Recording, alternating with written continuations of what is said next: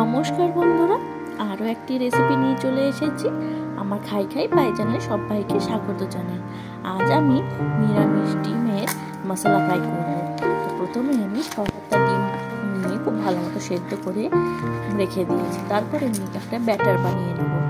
আমি নিয়েছি হাফ কাপের মতন বেসন, 1 টিস্পুনের মতন কাশ্মীরি চিলি পাউডার, 1 টিস্পুনের মতন কালো গোলমরিচের গুঁড়ো, স্বাদ অনুযায়ী নুন আর একটু হলুদ দিয়ে মোটামুটি এরকম একটু থিকনেসের ব্যাটার তৈরি করে নিতে হবে, যাতে দু সাইড ভালো মতন ডিমেরটা কোট হয়।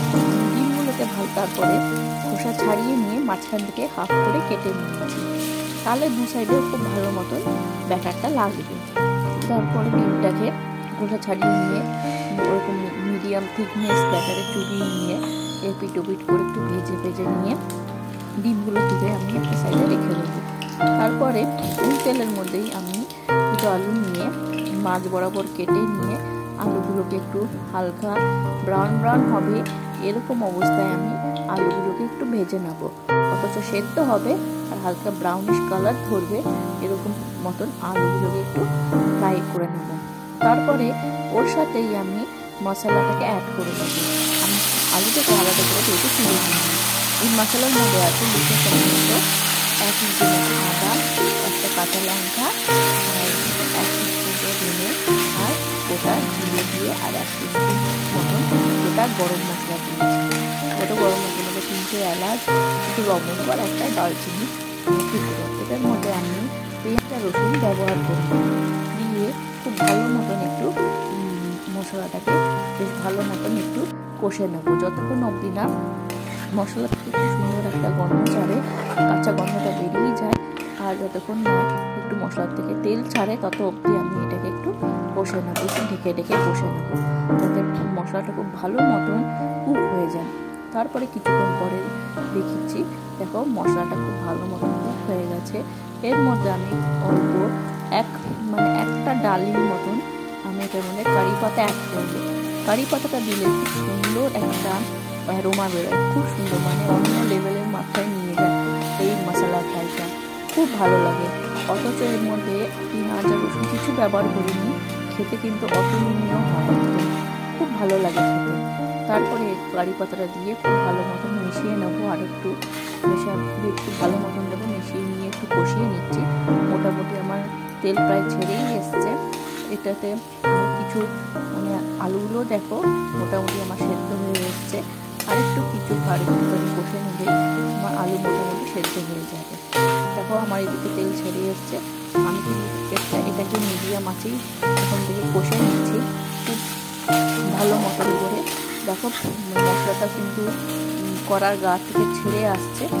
আমি অল্প একটু এর মধ্যে একটু মশলা যেটার মধ্যে রেখেছিলাম সেই মশলার মাখা জলটা এর মধ্যে দিয়ে আবার একটু খুব ভালো মতন করে মিশিয়ে নেবো, একটু কষিয়ে নেবো, যাতে যে একটা জলটা দিলাম কাঁচা জলের একটা কাঁচা ভাবটা যাতে চলে যায়, মশলার সাথে ভালো মতন আর ঝোলটা বেশ ভালো মতন ফুটে ওঠে, সেই জন্য আমি ঝোলটা একটু ফুটিয়ে নেব।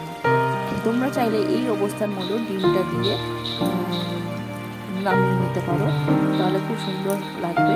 আমি আর একটু জল দিয়েছি, মোটামুটি আমাদের ফ্যামিলি অনুযায়ী একটু জল দিয়ে নিয়েছি, যাতে একটু ঝোল থাকবে, অথচ মাখাও হবে সেই অনুযায়ী। যেহেতু বড়ার মতন ভেজে নিয়েছি তো ডিমটাকে, অনেক কিছু ডিমের মধ্যে অনেকটা জল টেনে নেবে, এবার এই বড়াগুলো একটু ফুলে উঠবে, তার জন্য একটু পরিমাণ মতন জল দিয়ে নিয়েছি। বেশি জল দেবো না, তাহলে একটু পাঞ্চা হয়ে যাবে। ডিমগুলোকে তারপর এর মধ্যে অ্যাড করে দিয়ে আমি কড়াটা ঢেকে দিয়েছিলাম। দেখো কত সুন্দর হয়ে এসছে, বেশ সুন্দর হয়ে গেছে। খুব একটা ঝোলঝোলও হয়নি, পাতলা, আবার একটু মশলার মতন একটু মাখাও আছে। তো বেশি একটু নাড়াচাড়া করবো না, ডিমের বড়াগুলো ছেড়ে যেতে পারে। তো আমি এই অবস্থায় একটু হালকা মতো নাড়াচাড়া করে নিয়ে মাঝখানে একটু নুন মিষ্টিটা চেক করে নিয়ে যতটা কি লাগবে, তারপরে দিয়ে নিয়ে আমাদের এই নিরামিষ ডিমের মশলা ফ্রাই একদম রেডি হয়ে যাবে। তোমরা চাইলে এটা কষাও খেতে পারো, খুব ভালো লাগবে।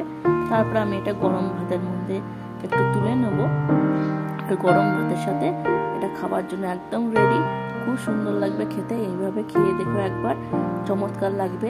আমরা পেঁয়াজ রসুন দিয়ে তো সবসময় ডিম খেয়েই থাকি, এইভাবে নিরামিষ ডিমের মশলা ফ্রাইটা খেয়ে দেখো, খুব ভালো লাগবে।